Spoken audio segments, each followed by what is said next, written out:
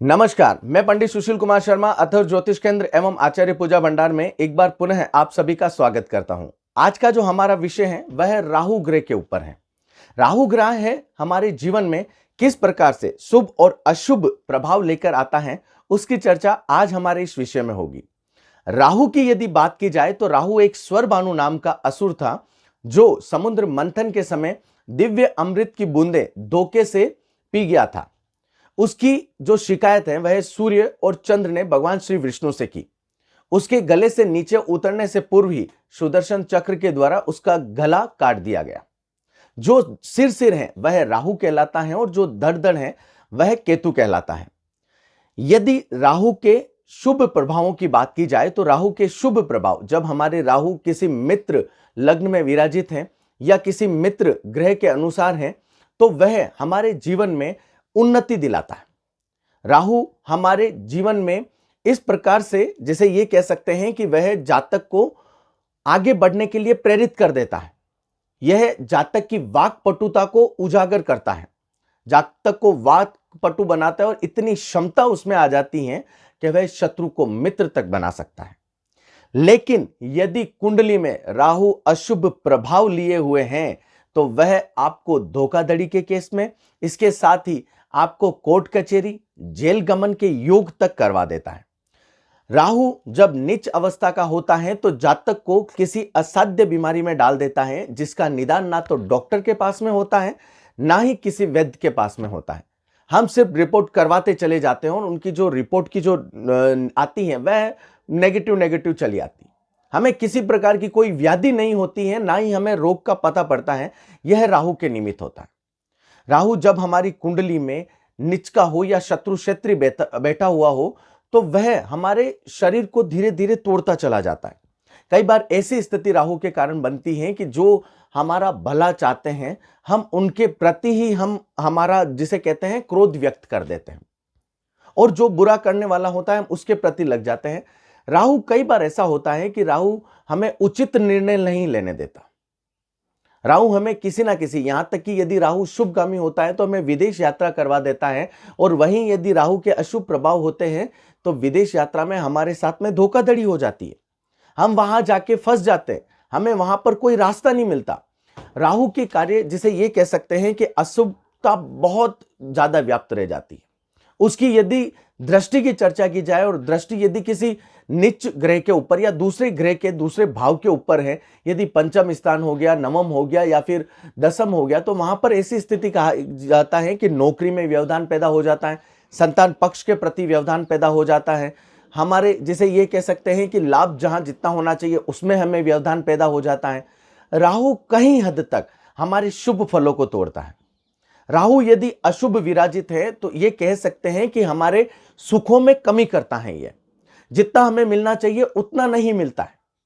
इसको यदि आप घर के अंदर भी देखना चाहते हैं तो कई बार ऐसी परिस्थितियां रहती है कि हमें लाल चींटियां दिखाई देने लग जाती हैं, तो हम उसके अनुसार भी हम अनुमान लगा सकते हैं कि हमारे घर में, जिसे ये कह सकते हैं कि राहु हमारे नीच का चल रहा है। राहु कई बार जब नीच अवस्था में होता है या सप्तम भाव का होता है तो कई बार हमें अपमान की स्थिति में डाल देता है, हमारा अपशय होता है, लोग हमें जिसे ये कह सकते हैं कि विश्वास खो देते हैं। तो राहु को हमें समझना अति आवश्यक है, और कुंडली में इस छाया ग्रह का शुभ कारक होना भी कई हद तक हमारे लिए अच्छा रहता है। राहु की यदि चर्चा की जाए तो राहु हमारे लिए इस प्रकार से है कि ये पति पत्नी के बीच में, जिसे कहते हैं कि चलती हुई गृहस्थी के बीच में जब राहु की दशा अंतरदशा हमारे जीवन में आती है तो वह कई बार ऐसी स्थिति को पैदा करती है कि नहीं चाहते हुए भी हमारी डिवोर्स वाली स्थिति आ जाती है। तो राहु के प्रति आप जितना भी हो सके, जो भी हो सके, आप नियमित उपाय, आपको जिस प्रकार से समय मिले आप नियमित उपाय अवश्य करें। आपको राहु के द्वारा शुभ फलों की प्राप्ति अवश्य होगी। अब आपको किस प्रकार से राहु को शुभ करना है, इस हेतु आप क्या कर सकते हैं। सर्वप्रथम प्रतिदिन आप यह एक नियम में डाल दें कि मुझे राहु स्तोत्र का पाठ करने के उपरांत मुझे घर से बाहर निकलना है।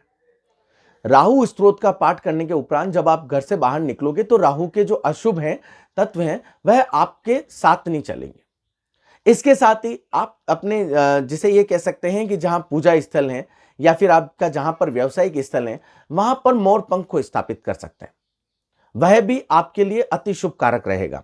इसके साथ ही राहु कई बार हमें यह करता है कि राहु की जो विद्याएं होती हैं वह छल कपट करवाती हैं, हमसे झूठ बुलवा देती हैं। तो इस हेतु आप इन जो क्रिया हैं, या यदि आपको मन को लगता है कि नहीं यह दूसरों को ठेस पहुंचा सकता है, तो आप इस चीज से दूर रहें।